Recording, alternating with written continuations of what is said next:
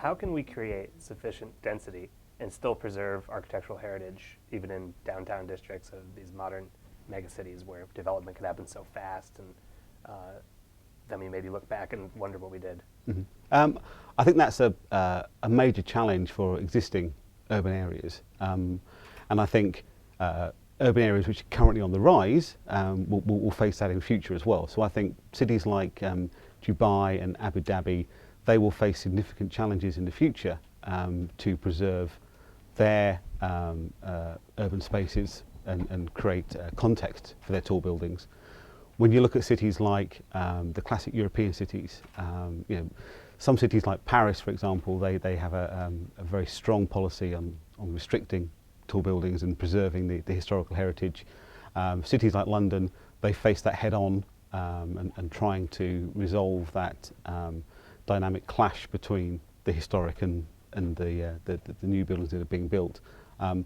Before coming to Shanghai, I was in Singapore, and I think that's a very interesting example of where they have created a synergy between their historic buildings and the new buildings. The way the planning has been fairly rigorously applied in recent years to create new urban spaces, to create a lot of green, or a lot of trees and such like. These spaces are created whenever they build a new building, they take a bit of land back and create a little bit of step back, a little bit of green space. And I think that's really important to do that and to give the context to the tall buildings.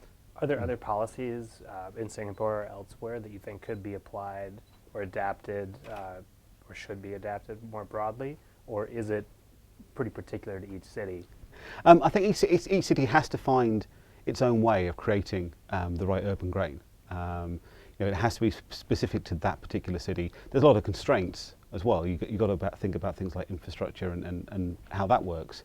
But I think it needs a long-term planning solution. That's what happens when you look at a city like London or a city like Singapore or a country like Singapore. Then they have long-term solutions, long-term plans for this, and that long-term vision is what really matters. I think what you can't have is a constant shift of policy and change. And so long as there is a real vision for the future from these cities, then I think they can achieve something pretty remarkable. And they have to be prepared to stand up, I guess, to some of the money men who just want to maximise the plot area and to squeeze that through the planning process and through regulation. Mm-hmm. What do tall building designers need to do to improve disaster resilience or climate resilience, however you want to define that? I think we need to stop thinking of tall buildings as sort of fixed objects that we know all the answers to. There has been a true shift in tall building design in the last few years to understand the importance of performance-based design. So rather than assuming we know what disasters may befall a building, we're starting to think about not just the disasters we know about, but what things we may not know about in future. I think that's really important from a sustainability point of view, is that we don't design buildings that are static and that we assume are going to be as they were on day one of occupation for the rest of their lives. We're trying as a culture to build buildings which last longer. That means they're going to face more climate challenges, they're going to face more disaster challenges, and we need to design buildings which are resilient to that. And we can do that by not blindly relying on things like building codes and the such like. We have to look at each individual building and say, okay, what could happen in this building, and what unforeseen things can we be prepared for? How much space can we put into the building? Or how much flexibility can we design into buildings to accommodate that? When you start off from that design point, you might get slightly different design solutions, but you don't have to necessarily give up floor space and add more money to do that. It's just about embedding safety into the design. I think the key thing there is that rather than relying on safety systems that we apply on top of a building design that's built around functionality, if you think about safety, disaster resilience, environmental resilience, operational resilience, in one of the presentations I went to this morning, if you think about all those things as design drivers, then you start to get buildings which actually can survive not only significant disasters and climate change, but can survive as functional buildings rather than becoming relics in 20 or 30 years' time. And exactly on that point, I wanted to ask you about what do we do with the huge swath of outmoded buildings that we have from mid-century high-rises, and what do we do with all these buildings? What's the best way to bring them up to speed, or should we start fresh? I think we have to be, if we're going to talk about what we do with the existing building stock that we have. We have a large number of buildings, particularly from the 60s and 70s, some of which may not be fit for purpose and quite frankly have to be taken down. Now, we can reuse a lot of the materials from those buildings. We can extract the steel, we can reuse that. We can extract some of the concrete, we can use it in the ground for reshaping and things like that. But ultimately, we may have to take some of those buildings down. And now I suspect that the buildings, most of which sit in congested existing urban centres, mainly we should be able to refurbish those buildings. When we look at some of the housing project type schemes, particularly some of the older housing schemes, I think just as we've done in the UK in places like Scotland recently, we have to basically take those buildings down to create a new. It's just the most efficient way of dealing with some of those problems. I think one of the interesting things I think we're going to see coming up in cities like London and New York over the next few years is the shift away from commercial buildings and commercial office space being the prime reason for building tall buildings. We're shifting more and more towards mixed-use buildings. We're shifting to residential being more critical. We're seeing residential being moved from the outskirts of cities into the heart of cities. We know that that's a very sustainable practice to move more people into the city, and it won't be cost efficient to knock those buildings down. We're going to have to look at converting existing office stock into residential buildings. Now, in the UK, there's been a recent change in law that allows developers to do exactly that. Effectively, it becomes what's called a permitted development right. You're allowed to do that with a building without having to go back through the whole planning application process. You can convert office buildings into residential. And is that unique to the UK? I don't think it's unique to the UK, but I think it's seen as central to creating vibrant city centres in the UK. We have a number, particularly our regional cities, where you have a sterile central business district which sort of dies at night, and then you have the suburbs around it. Now, some of the cities are taking these policies of regenerating some of those buildings because some of them do have empty space in them. Some of them are redundant buildings. As commercial buildings, they're not as attractive to commercial tenants, so they're looking to convert those to residential buildings. That brings life into the city at night. It gives people more living options. It's very expensive to buy houses in developed cities. People have to rent people have to rent living spaces. They'd rather buy those living spaces. And if people haven't got to pay for things like cars and parking spaces and all of this sort of stuff, then they can more likely afford a place of their own to live. That kind of sounds like what's happening a lot in the Midwest in the U.S., cities like Cleveland. Yes, yeah. I think what we've seen since sort of 2008, 2009, we saw a big dip in a lot of the traditional city centres, and I think it's seen as an opportunity now to take that stuff. The commercial returns on residential in provincial cities is not as good as the big mega centres. And therefore anything we can do that reduces the cost of putting residential into those centres is potentially a good thing. So maybe there's a silver lining to the recession after all. So to your work specifically as fire and life safety engineer, aren't super tall buildings just inherently a headache? I mean, how do you make this crazy sort of structure safety in the case of an evacuation? And this kind of goes back to the resilience question. Mm-hmm. I think there's a perceived wisdom that tall buildings are dangerous, that they're difficult to get out of, that they're a hazard. I was at a conference last week in Singapore, and the head of the London Fire Brigade was speaking, and she made the point that actually tall buildings are safer than their low-rise equivalents.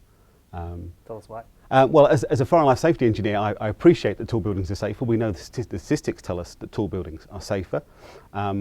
We put a lot more effort into the design of tall buildings than we do add into low-rise building stock.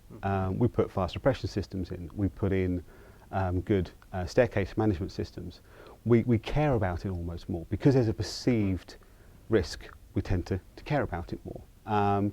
And it attracts a lot more attention. So we do put more effort into designing tall buildings, and actually that produces safer buildings.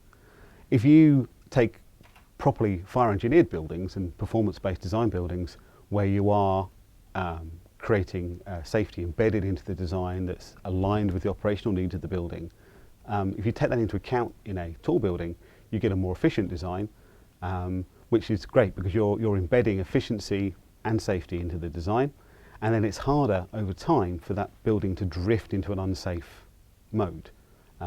If you don't take operational requirements into account when you're designing a tall building, then over time the operational demands will override the fire demands. Yeah, fire is a rare thing, fortunately. It's not as common as people might think. When it strikes, it can cause severe problems, but it's relatively rare.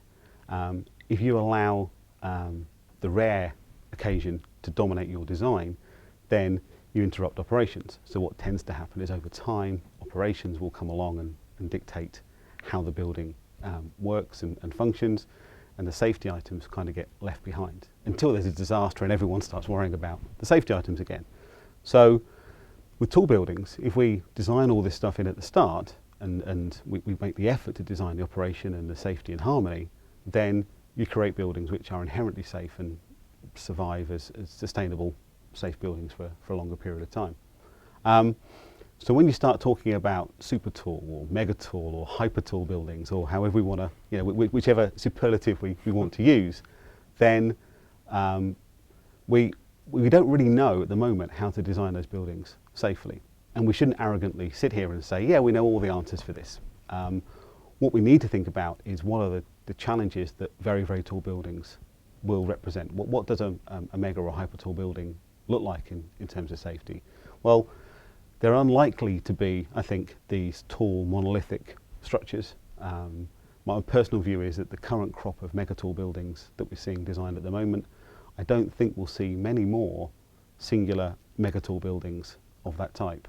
I think we'll start to see a typology emerging which is more conjoined buildings, where we start to see multiple structures under pyramidal forms and the such like. It's been a long time people have been designing sort of science fiction type buildings where you see these big pyramids and with huge bases, 4,000 or 5,000 meters tall and this sort of stuff.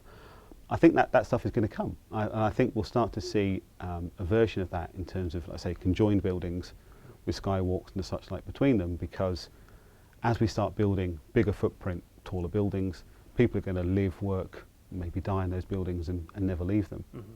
And we've got to think about the fact that we've now got the extra dimension of space that people are moving in there. People are moving vertically and horizontally, and that creates a different thinking in terms of fire safety. The fact that fire could spread to neighbouring parts of a building that are separated by large atrium spaces or gaps between tall buildings, but those buildings are joined together, you have to start rethinking the whole evacuation process, the whole mechanism for how you warn people, who is at risk, who isn't at risk. All those things start to become challenges to think about. Right, and to that point, do you think there's an optimum height limit for a truly sustainable building? Or, and also this pertains to the safety aspect of it too, or is this something that is just a question of engineering and we end up optimizing what we have? I think we often forget in the Council for Tall Buildings and Urban Habitat about the two letters at the end, about urban habitat. I think you could define the most sustainable buildings as being very low-rise buildings where people are connected for work, so they don't have to commute and travel, where they are in sustainable local communities, where they can get all their leisure and retail functions all at one plane, where they can travel by walking and bicycle rather than travelling by car and metro system. And that is a very sustainable community. Unfortunately, we don't have enough space on the planet for the predicted 9.5, 10 billion people to live like that. It's a very idealised situation. So we have to find a way of taking that connectivity, that local proximity, and start building it up into the sky. And I think that means that we will see much taller, bigger buildings, and as a result of that, so probably the optimum sustainable tall building is something which is probably 1,000-2,000 metres tall, but has a base of 2,000-3,000 metres as well. It's a large footprint vertical city rather than just being a tall building. I think so many of the monolithic totem pole type buildings that we see at the moment, they're not just built for creating sustainability. That may be what's talked about, that may be what the headline feature is, but the original driver for those buildings is to add land value around them. Another way of seeing value in that land is that land could be space and open space for recreation and for creating a breathing and gaps in cities. And to get that value, you have to build taller, integrated buildings, which means a bigger footprint as well. Mm-hmm. We've got a couple minutes left, and I wanted to ask you about tall timber, cross-laminated timber, and these other products or innovations that make it possible to build high-rises out of wood.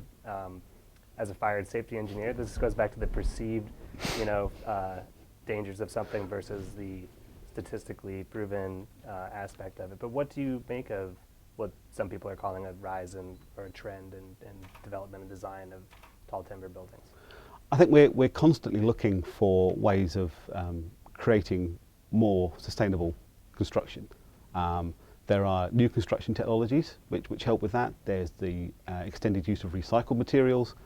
But if we can grow the material that buildings are made out of, if in the process of growing that building you achieve some form of carbon capture, you can start to create buildings out of timber potentially, which are carbon neutral in terms of their building structure, or in fact are negative in terms of their carbon impact. That's a great idea, it's a great goal. Unfortunately, timber has this property, which it is combustible. It does burn. Concrete doesn't burn unless you really get up to some very high temperatures. Metal in buildings can burn in real building fires, but typically isn't contributing to the fire load in buildings. So it starts raising a lot of questions, a lot of concerns. I personally think a lot of those challenges can be overcome. Whether we will start to see timber buildings above 30, 40 stories into the 50 and 100-story buildings, that's quite a big ask, and there's a lot of questions then about the material properties as well, the size of the members that start to emerge. I think we can deal with a lot of the fire issues quite readily. The biggest risk though tends to be during construction. Timber buildings, some of the biggest disasters we've had in timber buildings have been during the construction process. Right. Once a timber building is put up and properly assembled, the fire risk can go down quite significantly, but during that construction process. And that also means in a tall building, given the fact that tall buildings have to survive for a relatively long period of time to be commercially viable, they're going to get abused, knocked about, changed. Tenants will come in and change things. So your construction process is effectively ongoing through the life of the building. So the potential for holes, gaps, etc. to be opened up in timber buildings is quite significant. I think where we will start to see timber emerging as a proper material either of choice or to be exploited is in a composite design and structure. There's no reason why we can't have a concrete core, a steel frame around that, which gives us good resilience from the vertical capacity, and then we can think about using timber flooring systems within those to then create the floors. That creates a light solution. They're very adaptable in terms of being able to cut holes in them and create multiple spaces joined together. We can treat the timber to reduce the surface spread of flame issues. And in the modern office environment, we see a lot less paper, a lot less combustibles around anyway. So actually, is the fire load already going down in buildings, and therefore introducing timber as a potential fire load, does that necessarily add to the overall net fire load in the building? That's a balance that can be looked at to understand whether there is a significant risk. It's also worth noting that some of the modern timber materials like CLT and stuff like that, well, they're often pretty big members. And one of the good things we know about fire, about timber in fire, is we do understand it. There's been good research on it. We do understand how those members respond to fire. We do understand that actually they have very good survivability in most fire scenarios, but it is something which needs a lot of looking at. There's a lot of challenges to be overcome, but I think it's coming, and we've certainly designed buildings at AECOM where we've looked at using timber flooring systems in tall building designs, in 20, 30-story building designs. We've looked at low-cost, sustainable skyscraper designs for London, which would have timber elements to them as well. So I think it's coming. I think it will emerge as a building material, but I think it needs to be treated with due respect and caution, and we need to make sure that people are looking at the buildings from a performance-based point of view, understanding additional risks and designing around them, because the building codes won't keep up with the building material technology.